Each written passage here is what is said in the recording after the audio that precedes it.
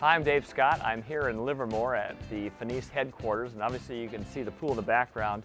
I've got a swim session coming up with a group that's congregated, and we're going to go through several of the different products with FINIS because I think there's a lot of merit and innovation behind the technology that FINIS puts out with their product line. And I want to just show you a couple of the paddles. This one that I have in front of me is called the Agility Paddle, and I've been using it with my group in Boulder, Colorado, and a lot of the athletes that I coach worldwide. I've recommended this paddle for a couple reasons. One, it looks funny.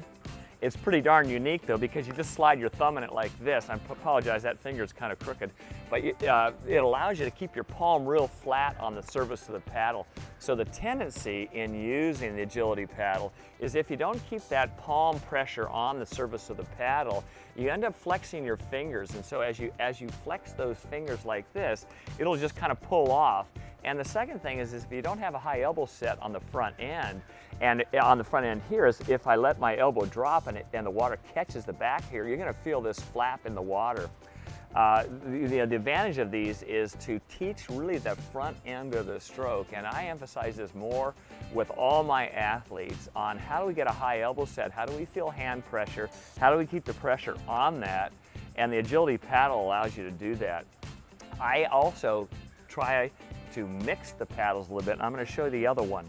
So this one is the Freestyler Paddle, and it's very unique design. Obviously you can see the taper, it has this little skag on the back, and the big advantage of the Freestyler Paddle is that it has a single loop for your finger, and you're going to see that this paddle doesn't have a wrist loop, and the reason it doesn't have a wrist loop is for some of the same reasons with the Agility Paddle. If you don't have the high elbow set, it's going to catch the back of this and it's going to start pulling off.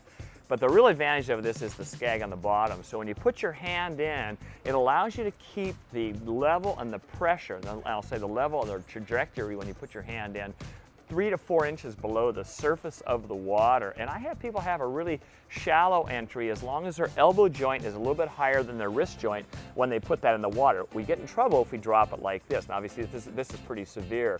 So with the Freestyler Paddle, it allows you to kind of linger longer on that front end. And those are the two words that I use. I say linger longer on the front end so you can feel the pressure.